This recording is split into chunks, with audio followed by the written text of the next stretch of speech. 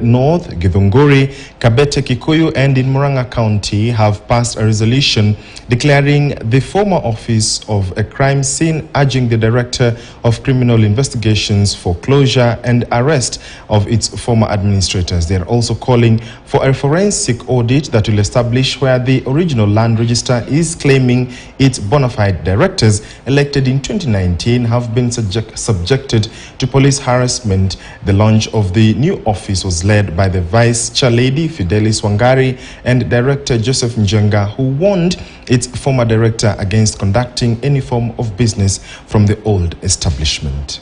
Tulikuja ili kuweza kuraunch share certificate mpya. Manake share certificate members walikuwa nazo, wengi wao walipokonywa na wakadanganywa, wakaambiwa watapewa title deed, list title, lakini hawakupewa. Kwa hivyo hao members wote ndio tunataka wakusanyike, na ili wakija waweze kupewa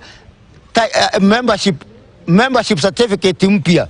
Dipoza kila mmoja wao awe akona cheti ambao anaweza kuonyesha ili akaweza kutambulika kama mwanahisa wa Embakasi Ranching. Ofisi ya Embakasi, ukweli wa mambo, tunataka tukaifunga kwa sababu kazi yoyote ambayo ilikuwa inaendelea kwa hiyo ofisi ilikuwa ni kazi ya unyaganyi na kazi ya uongo. Na kwa hivyo vile tumefanya, tumeona kwanza ofisi hiyo ifungwe na tuwe tunaoperate kutoka ofisi mpya ambayo iko Kiambu. Na wale madirector wote ambao walikuwa ni wa zamani, kwa sababu ni kukatalia, walikatalia huko, hao hata wanafaa wastakiwe kwa sababu ya kupora mali. Ukiwa na hiyo certificate, tunajulishwa ile properties zote ziko under Embakasi, hiyo ndio itasimamishia.